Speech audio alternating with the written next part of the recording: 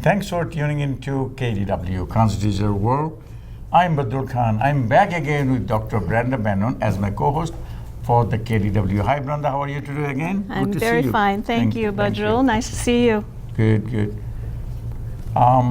Actually, I must say that she's a good friend of mine and the same level of thinking and learning, and always great to have you back.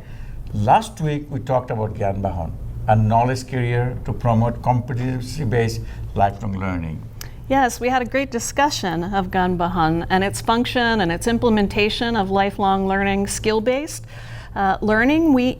I know you participated on a Q&A session. Can you tell us a little bit about that? Yes, so we had a GyanBahan Q&A session when very well we had it at our GyanBahan, our garden at home. And we have honorable guests from the community and also from the diplomatic zone. So we broadcasted the whole discussion on the Facebook as live, received comments and questions from global audience. It was good experience.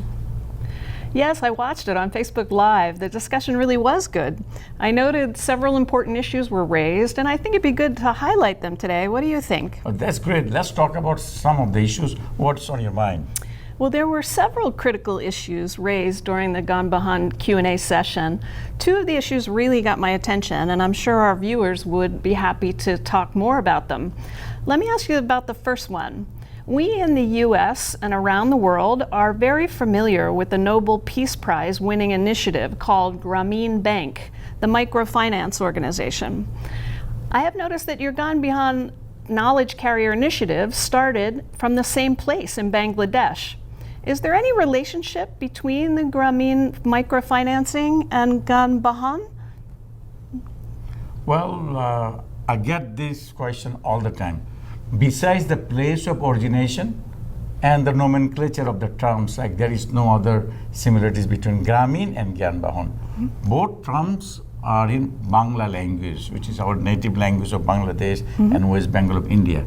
Even though we first pilot tested the GyanBahan in Bauria, West Bengal in 2017, but actual GyanBahan started from the same place where the Grameen started, which is Hatajari, Chittagong, Bangladesh. As I indicated, both the GyanBahan and the Grameen, they are in Bangla language and originate from the same place. However, each one has its own goals, quite different than each other. For example, Grameen Bank is a microfinance organization and community development bank, whereas the GyanBahan is a knowledge sharing initiative. We can simply say that Grameen deals with financial matters, while GyanBahan deals with knowledge sharing issues. Thank you for clarifying the similarities and differences between Grameen microfinancing and GyanBahan, the knowledge carrier. For viewers to learn about GyanBahan, please visit www.gyanbahan.com. Now let's move on to the second most critical question that was raised during the Q&A session.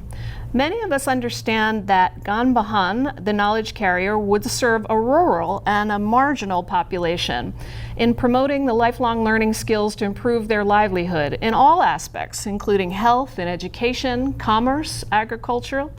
But recently, I noticed that on the Facebook Live site that you were with school children in an affluent population area using the GyanBahan. How about the rural community? How exactly are you reaching them? Very good, thank you. Goal of GyanBahan is to promote competency-based lifelong learning skills. Community-based, locally financed GyanBahan are serving their community, while school-based GyanBahan are serving their school population 6 days a week after the school hours, and during the weekends, these GyanBahan go out to the community with the student volunteers and share knowledge with surrounding areas. Because of the GyanBahan initiative, schools with rich populations are now reaching out to general immediate community and rural communities. This never happened before. We call it school community partnership. Student volunteers are improving their leadership skill by working with community members and students in other rural schools, getting practical experience, and which in turn beneficial for everyone. It's all good. Students are getting some real world experience besides their world of smartphone activities. Students volunteering and knowledge sharing is great. I'd like to see this knowledge carrier in communities all over the world. After all, we're living in the knowledge society, and knowledge sharing initiatives like GyanBahan and the use of digital technologies in an environmentally friendly way is very applaudable. Oh, thank you so much for your good comments, and I hope best for the GyanBahan. Folks, thanks for watching again. See you next with another episode of KDW. Thank you again.